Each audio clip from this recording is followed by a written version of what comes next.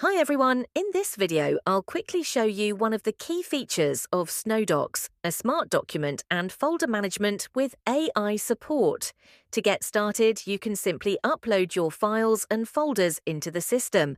Let me upload a file here.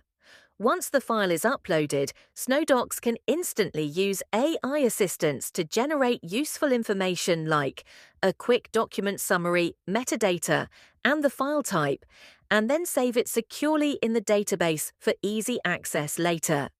As you can see, the summary for this document is now available right here, so you don't have to open the file again and again just to understand what it contains.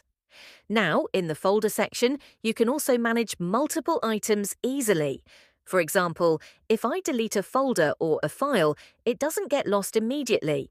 It goes into the recycle bin, where you can review deleted items anytime. From here, you have two options. You can either restore the file or folder or permanently delete it. Let me restore these items now, and once restored, they will instantly appear back in the main folder section. That's a quick overview of how Snoh Docs helps you manage documents faster, smarter, and more securely.